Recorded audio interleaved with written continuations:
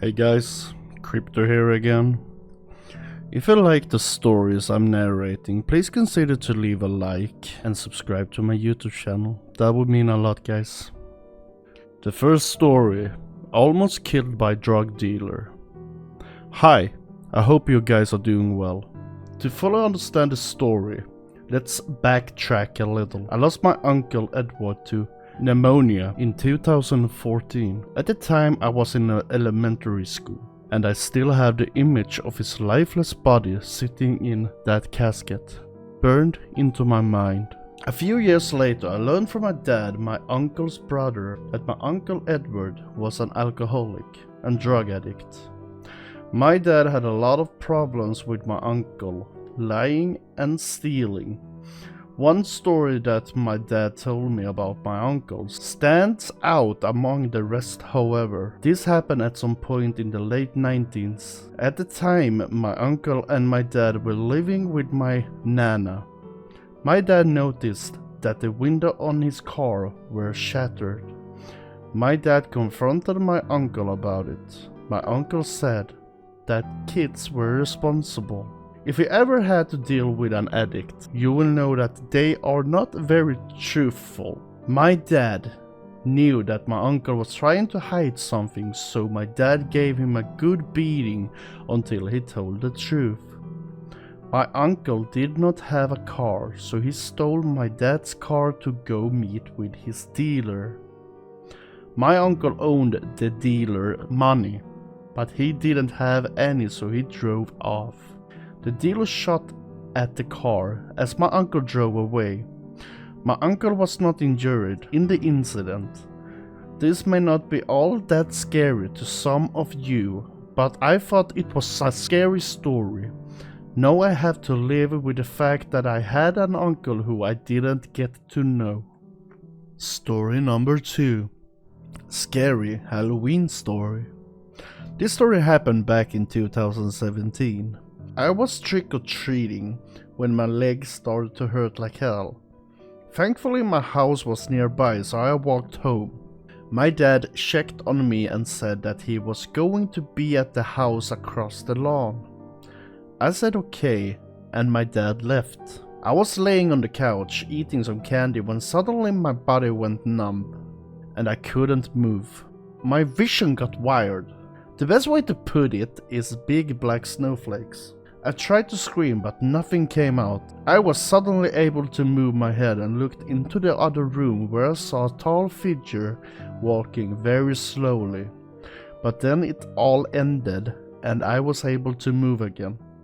I told my mom about it along with a few friends. If any of you have a good explanation on why this happened, please tell me. Story number 3. City Horror. I should mention that I previously lived in a tiny town, but went to high school in a considerable larger city. I never had a reason or the nerve to go out in the city on my own, so when my 2 friends wanted to hang around town, I was nervous, to say the least. However, I thought, what the hell, I'll be with them.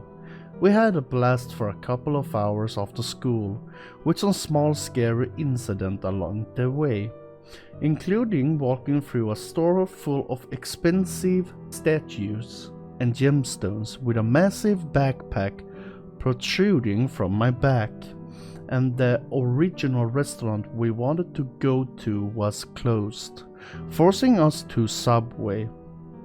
However, as it got dark, we all knew we had to go home, so we all enjoyed one last store and went on our separate way. I waited outside the store alone in the dark, not terribly afraid yet. I had told my mother where to find me, but she's hopeless with directions, so I had expected to be hanging around for a while. I noticed a news camera stationed outside the store, which made me feel even safer. But about 10 minutes into the wait, I was approached by 2 men. My memory is fuzzy due to how freaked I was, but this is what I remember. Hey, do you know where name of a town that I can't remember is? I shook my head. I was already nervous because I am a paranoid person on the best days.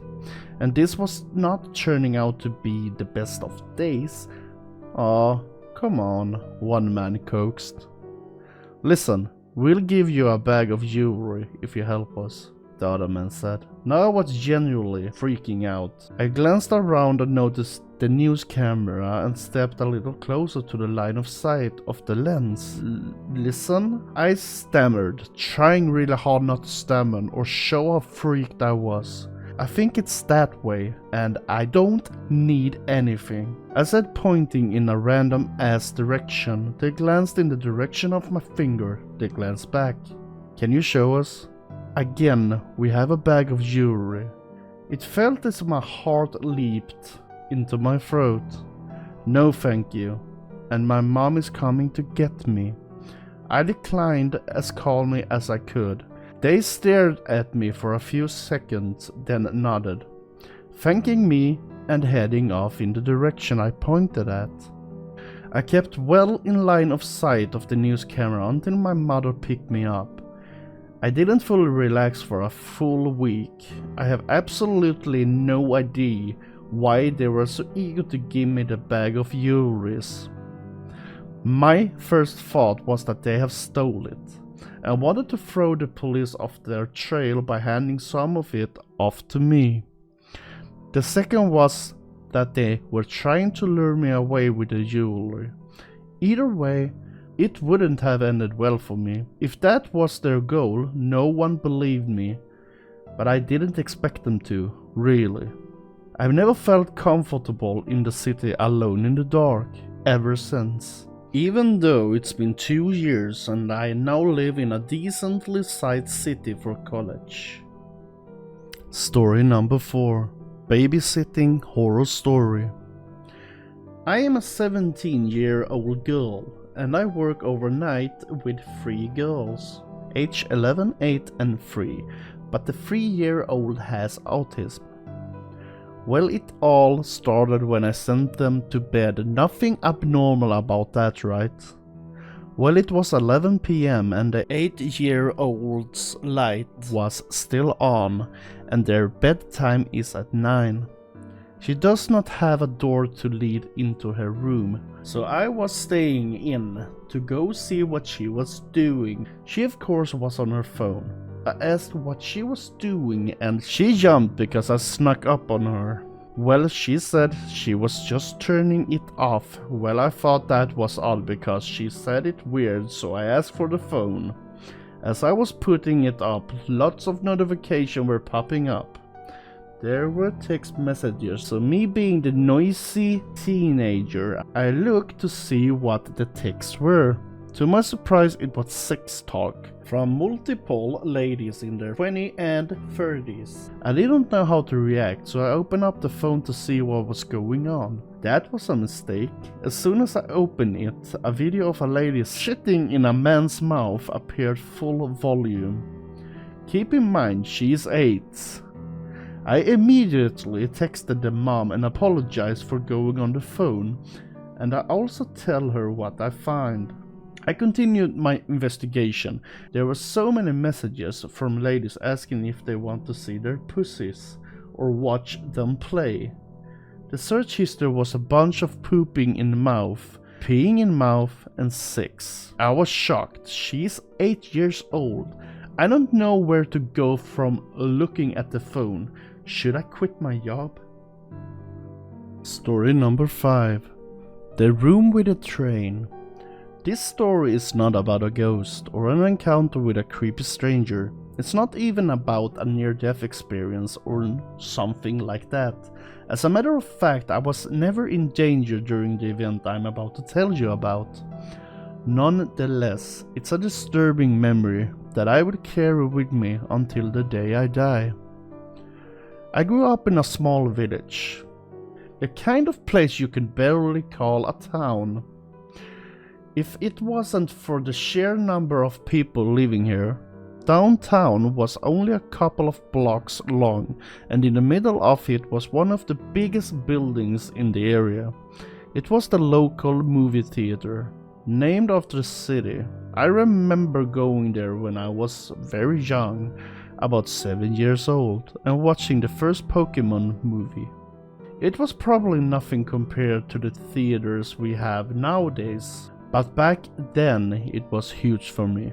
I loved it. So when a few years later I heard the cinema was going out of business, I felt really sad about it. The building was sold to a religious group that used it for their services. You know the type, loud music, big crowds, with their arms in the air, singing prayers, some having seizures on stage while a pastor yells through a mic.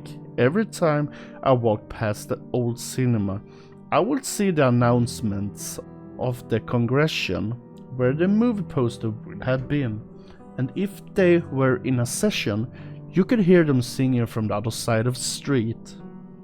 This group owned the cinema for nearly a decade, until the local government brought back the building in order to restore it as an historic landmark of the city.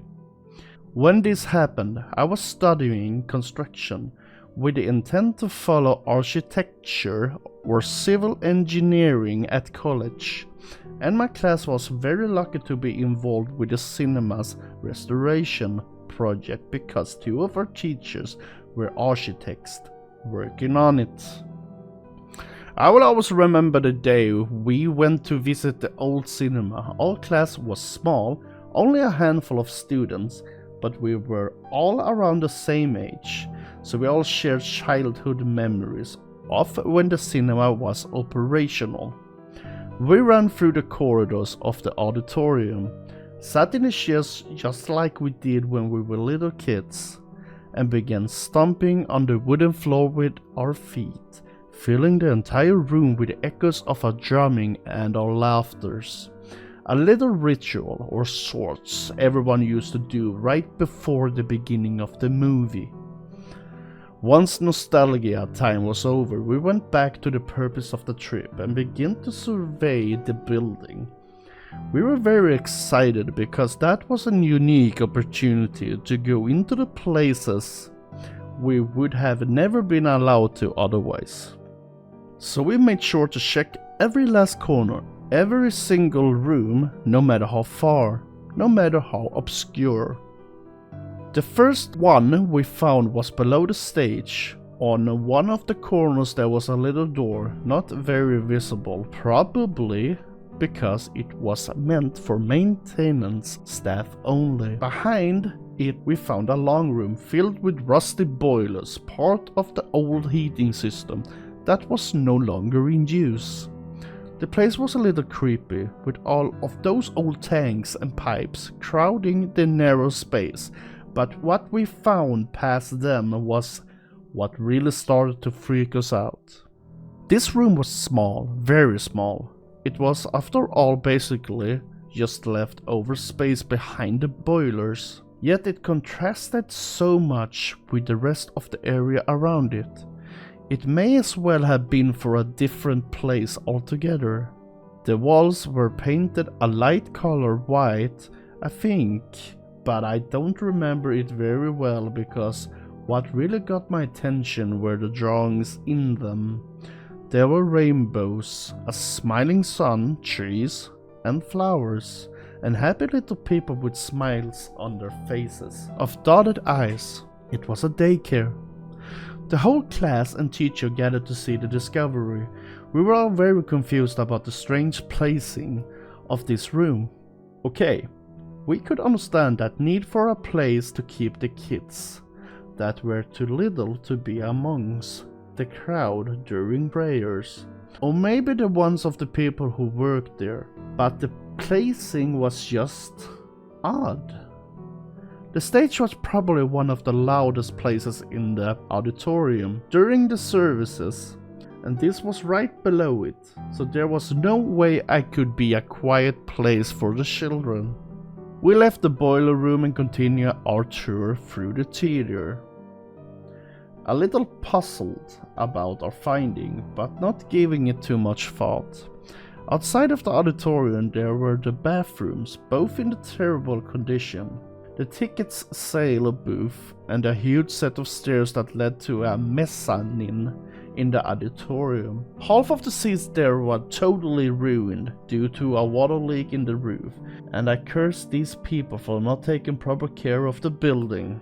With that part done, all that was left was the projection room on the third floor. Behind the ticket booth there was a door that led to a spiral stair.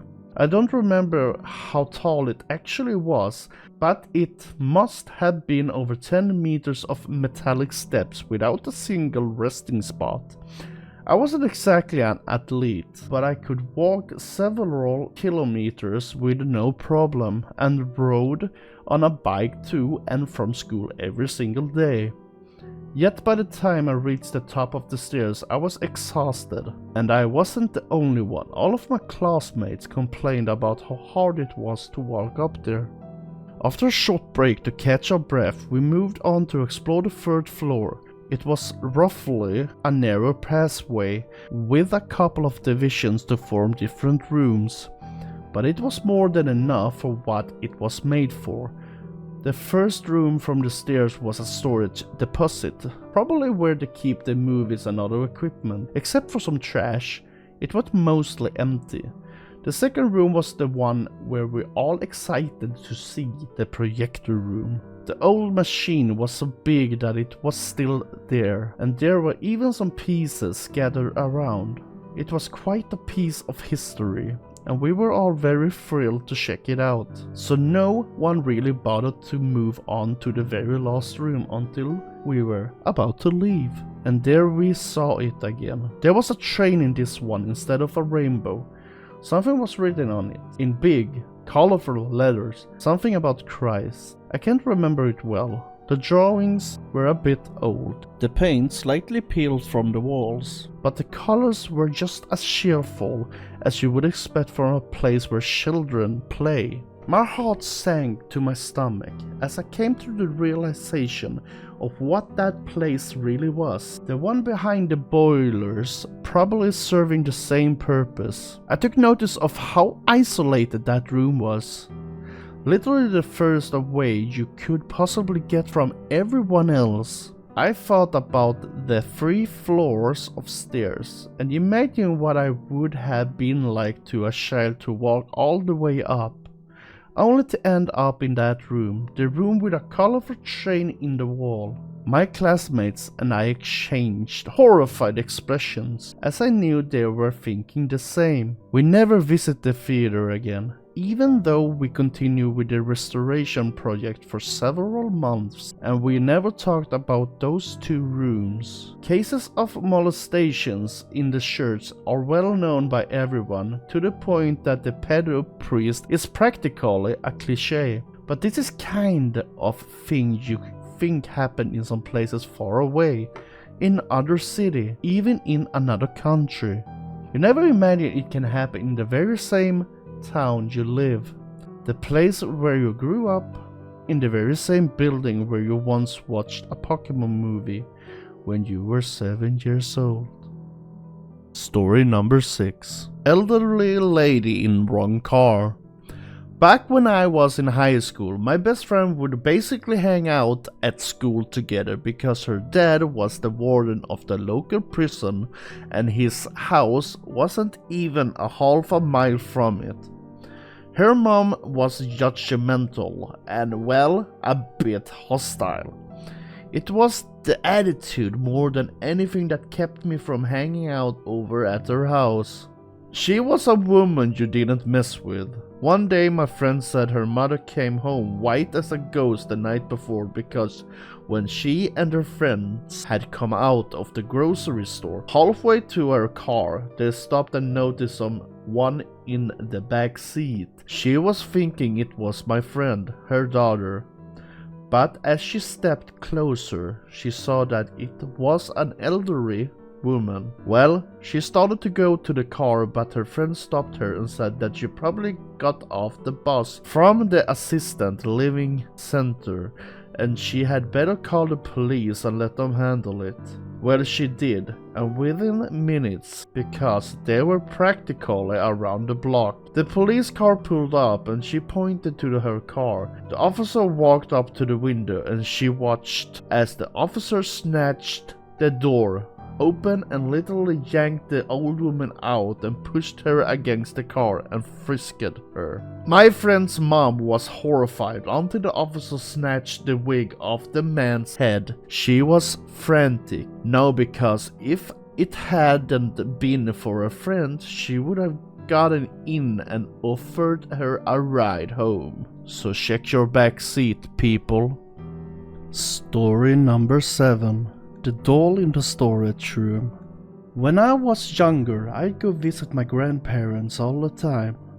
They live in a one-floor house with an unfinished basement. I never liked it down there. It felt small for a big basement.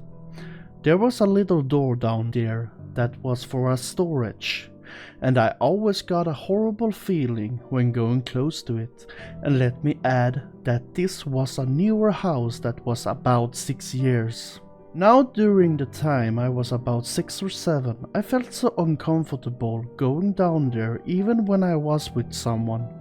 I didn't like it. I remember going down there with my grandma to help with something. She had to run upstairs because someone rang the doorbell. She said she would be back, even though she knew how I feel about being alone down there, but I nodded and said okay. She was gone, and I was alone, and I started to get a bad feeling in the pit of my stomach. I didn't move and didn't want to, even though the lights were on. Now this is where everything started happening, and it still gives me the chills. The lights started to flicker, and I started to hear noises, and what sounded like talking, and it was not coming from upstairs but in the storage room. I heard someone say my name. Here is the part that freaks me out the most. The voice sounded like my grandma. I was so confused as hell. How am I hearing her when she is upstairs? I didn't want to move, but me being the curious one I am, I started moving towards the storage room door. The closer I got, worse the bad feeling became. When I got to the door, the lights turned off in the basement. I wanted to run upstairs and hide, go home somewhere that wasn't the basement. I heard my name again for the second time, my grandma's voice asking me to open the door to help her, so I did, and I regret it. I couldn't see anything, it was pitch black. I couldn't hear anything but faint laughing. That felt like forever, but then the laughing stopped and the lights turned back on in the basement, and I felt a little bit better. With the lights back on, but the downside was I could just see a little in the storage room. I saw a small clown doll in the storage room, and my grandma hates clowns with a passion and wants nothing to do with them. So why is there a clown doll? I have no damn idea. Then the lights turned on in the storage room. I saw red that looked like blood all over the place. I screamed and blacked out, and the next thing I knew, I was laying on the couch. My grandma looked at me and asked if I was okay. I have no idea if that was real or a dream, but it sure as hell felt real. If you have any ideas, please let me know. Hey guys, Crypto here again. If you come this far into the video, I just want to say thank you so much, guys. And just for a reminder, a lot of you guys are not subscribing to my YouTube channel and giving a like to the videos. So just give a thumbs up and subscribe to the videos to be able to know when I'm uploading a new video. That will mean a lot, guys. And the most important thing, guys, stay safe out there.